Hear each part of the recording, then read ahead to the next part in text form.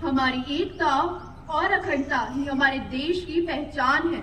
हिंदुस्तानी है हम और हिंदी हमारी जुबान है और हिंदी हमारी जुबान है। सुप्रभात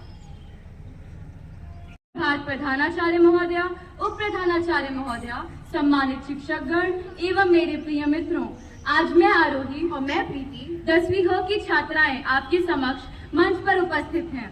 नई शिक्षा नीति ने मातृभाषा को विशेष स्थान दिया है और हमारी मातृभाषा तो मानव इतिहास की प्राचीनतम भाषा का ही एक रूप है। वह भाषा जो हर भारतीय के दिल की धड़कन के साथ गूंजती है। यह हमारे लिए गौरव का विषय है कि हमें यह अवसर मिला है कि हम आज की प्रार्थना सभा हिंदी में प्रस्तुत करने जा रहे हैं। हमारी सभा का विषय है हिंदी भाषा का विकास, NEP 2020 की बात की यात्रा। प्रार्थना हमारे नैतिक मूल्यों को बढ़ावा देती है और जीवन के बारे में शिक्षित करती है। प्रार्थना करने से मनुष्य के मन को शांति मिलती है। तो आइए आज के दिन की शुरुआत ईश्वर की प्रार्थना के साथ करें।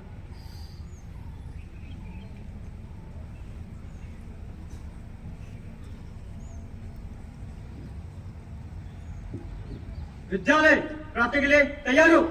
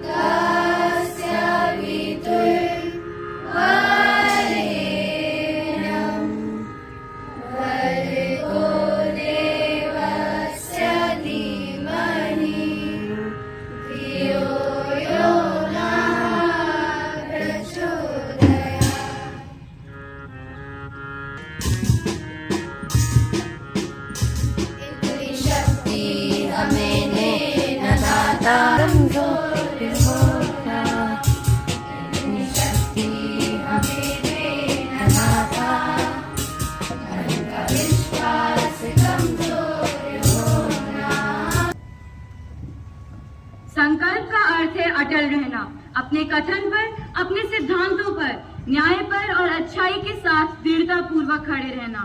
अपने जीवन में अटल और दृढ़ निश्चयी बने रहने के लिए अर्थात प्रतिज्ञा को दोहराने के लिए मैं प्रियांशु को आमंत्रित करती हूँ। विद्यालय प्रतिज्ञा के लिए तैयार हो। भारत हमारा देश है, भारत हमारा देश है, हम सब भारतवासी भाई बहन हैं। हमें अपना देश प्राणों से भी प्यारा है। इसकी समृद्धि और विभिन्न संस्कृति पर हमें गर्व है। हम उसके सुयोग्य अधिकारी बनने का सदा प्रयत्न करते रहेंगे। हम अपने माता पिता शिक्षकों व गुरुजनों का आदर करेंगे। अपने देश और देशवासियों के प्रति वफादार रहने की प्रतिज्ञा करते हैं। जय हिंद।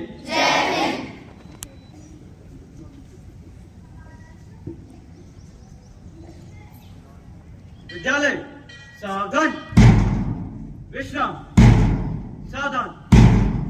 विद्यार्थीगण अपने स्थान पर बैठ जाएं। मन के विचार हमारे जीवन को दिशा देते हैं। सकारात्मक विचार हमें आगे बढ़ने के लिए प्रोत्साहन देते हैं। तो अगर दिन की शुरुआत एक अच्छे विचार से की जाए तो पूरा दिन उत्साह, उमंग और सकारात्मकता के साथ व्यतीत होता है। इसी के साथ आज का विचार आपके समक्ष प्रस्तुत करने के लिए मैं अंशिता को इस मंच पर आमंत्रित करती हूँ। सुप्रभात। आज का सुविचार यह है कि किसी भी राष्ट्र का संपूर्ण विकास तभी संभव है जब वे अपनी भाषा में विचार अभिव्यक्त करना जानते हैं। मैं अपना विचार पुनः दोहराती हूँ। किसी भी राष्ट्र का संपूर्ण विकास तभी संभव है जब वे अपनी भाषा में विचार अभिव्यक्त करना जानते हैं। धन्यवाद। आपका दिन मंगलमय हो। समाचार हमें देश विदेश की घटनाओं से अवगत कराते हैं और हमारे ज्ञान का सतत और निरंतर विकास करते हैं।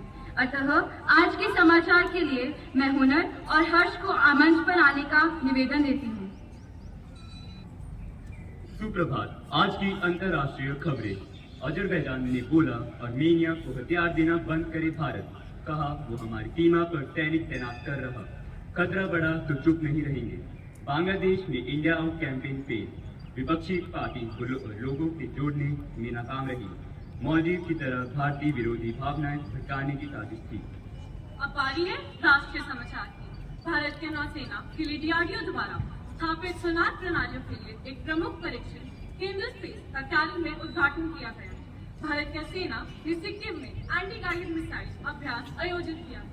दुनिया के सबसे बड़े लोकतंत्र के उत्सव के लिए देश त्याग, भारत में करा मतदान शुरू। खेलकूद संबंधी खबरें। पूर्व पहलवान Narsingh Yadav WFI athlete panel के अध्यक्ष चुने गए। भारतीय पुरुष हॉकी टीम को ऑस्ट्रेलिया के हाथों 5 टेस्ट मैचों की सीरीज के पहले मुकाबले में 1-5 की शिकस्त सहनी पड़ी। आज मैं सुहावने मौसम की जानकारी देते हुए मौसम का हाल बताने जा रही हूँ। आज का अधिकतम तापमान 30 डिग्री सेल्सियस रहेगा और न्यूनतम तापमान 26 डिग्री सेल्सियस रहेगा। आज मौसम बिल्कुल साफ है, वर्षा की कोई संभावना नहीं है। धन्यवाद। काव्यात्मक रचनाएं हमारी मनोभावना को प्रकट करने का एक सुंदर और सक्षम रूप होती हैं। ऐसी ही एक स्वरचित कविता नई शिक्षा नीति की विशेषताओं को दर्शाते हुए आपके सामने आ रहे हैं वेदांत सहरावत। सुप्रभात। विद्या हमारा धर्म था, गुरु थे हमारे संत, विद्यालय हमारे मंदिर थे, ज्ञान था आनंद। माधव आर्य भट्ट साराभाई की यह जन्मभूमि है। गणित विज्ञान इतिहास दर्शन विद्या की इधर ना कोई कमी। फिर भी क्यों समुंदर पार कर उनके देशों में जाते हैं, क्यों उधर बसकर उनसे पढ़कर उन्हें ही सिखाते हैं। अपनी संस्कृति को याद करो, अपने देश की शिक्षा का विकास करो। बच्चों, शिक्षकों, ज्ञानियों, भारतवासियों, यह तुम्हारा धर्म है। अपनी भाषा हिंदी का संरक्षण हमारा ही कर्म है। आज शिक्षा में जो हम क्रांति लाए हैं, अधिकार के रूप में हिंदी पाए हैं। यह भाषा जो सालों पुरानी है, जिसकी सुंदरता लेखकों कवियों ने मानी है, तो क्यों नहीं भारत की नगरी को इसके रंगों से सजाए, अपनी भूमि की विद्या अपनी ही भाषा में सिखाए। गर्व से सीना फूलेगा जब हर देशवासी अपनी भाषा बोलेगा। जब इसके सुअक्षर शोध कार्यों में छपेंगे, विश्व के वैज्ञानिक इस भाषा को सीखेंगे।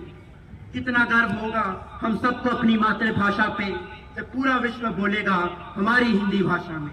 कितना गर्व होगा हम सबको अपनी मातृभाषा पे जब पूरा विश्व बोलेगा हमारी हिंदी भाषा में। धन्यवाद।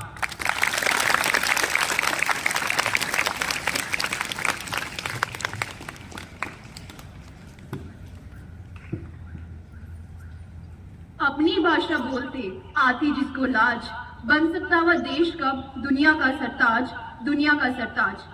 NEP 2020 के अंतर्गत राजभाषा हिंदी के मुख्य प्रावधानों पर प्रकाश डालने के लिए मैं रुचि और अनन्या को इस मंच पर आमंत्रित करती हूँ।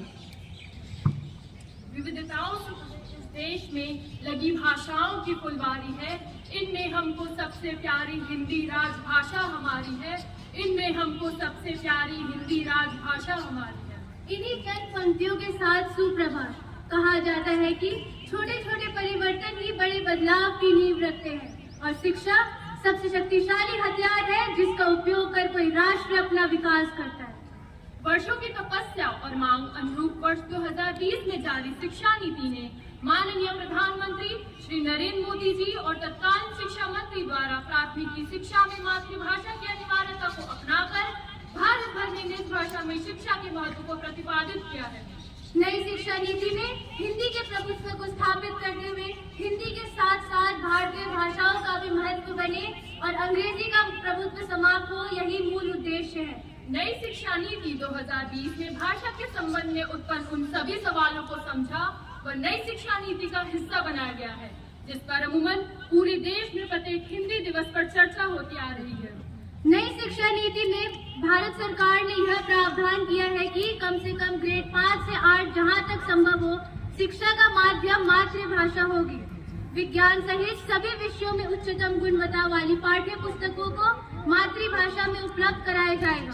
स्कूली और उच्च शिक्षा में छात्रों के लिए संस्कृत और अन्य प्राचीन भारतीय भाषाओं का विकल्प भी उपलब्ध होगा, लेकिन किसी भी छात्र पर भाषा के चुनाव की कोई बाध्यता नहीं होगी। नई शिक्षा नीति 2020 अंतरिक्ष वैज्ञानिक की कस्तूरी रंगन को अध्यक्षता वाली समिति की रिपोर्ट पर आधारित है। इस रिपोर्ट में मातृभाषाओं को पुनर्जीवित करने का प्रयास किया गया है। यह सच है कि कोई भी तब तक मजबूत नहीं बनता जब तक उसका आम जन मजबूत नहीं होता है। हमारी मातृभाषाएं किसी बड़ी व व्यापक जनसमूह का प्रतिनिधित्व करती हैं। जब यह जन मजबूत होगा तो उसका प्रतिनिधित्व करने वाली हमारी हिंदी भाषा भी स्वतः मजबूत होगी। हमारे संविधान की सबसे बड़ी खूबी ही अनेकता में एकता है। 5 उंगलियां मिलकर एक मुट्ठी बनती है। हमारी बहुभाषिकता में एक भाषा के रूप में हिंदी की पहचान उस मुट्ठी के समान है जो अलग अलग उंगलियां अर्थात अन्य भाषाओं के होने के बावजूद हिंदी के रूप में शक्ति का एहसास कराती है।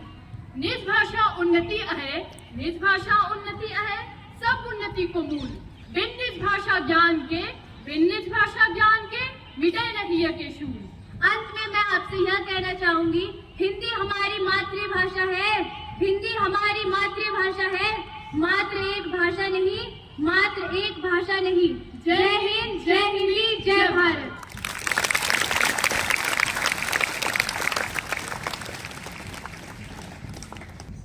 विद्यार्थीगण अपने स्थान पर उठ जाएं। सावधान। बहुत ही सुंदर सभा। राष्ट्रगान एक ऐसा गान है जो देशभक्ति और कृतज्ञता की भावना हर भारतीय में भर देता है। यह सिर्फ हमारी भावनाओं से ही नहीं जुड़ा, बल्कि हमारे गौरव और सम्मान का प्रतीक है। अंग्रेजी में नंबर थोड़े कम आते हैं, अंग्रेजी में नंबर थोड़े कम आते हैं, अंग्रेजी बोलने से भी घबराते हैं, पर स्टाइल के लिए पूरी जान लगाते हैं क्योंकि हम हिंदी बोलने से शर्माते हैं। एक वक्त था जब हमारे देश में हिंदी का बोलबाला था, माँ की आवाज में भी सुबह का उजाला था। अब उस माँ को हम मौत बुलाते हैं क्योंकि हम हिंदी बोलने से शर्माते हैं। देश आगे बढ़ गया पर हिंदी पीछे रह गई। इस भाषा से अब हम नजर चुराते हैं क्योंकि हम हिंदी बोलने से शर्माते हैं। माना अंग्रेजी पूरी दुनिया को चलाती है, पर हिंदी भी तो हमारी पहचान उस दुनिया में कराती है। क्यों ना अपनी मातृभाषा को फिर से सराहों पर बिठाएं। आओ हम सब मिलकर हिंदी को सम्मान दिलाएं, हिंदी को सम्मान दिलाएं। धन्यवाद। आपका दिन मंगलमय हो और इन्हीं सब शुभकामनाओं के साथ आज की प्रार्थना सभा यहीं समाप्त होती है। कृपया करके अपनी कक्षाओं की ओर प्रस्थान करें।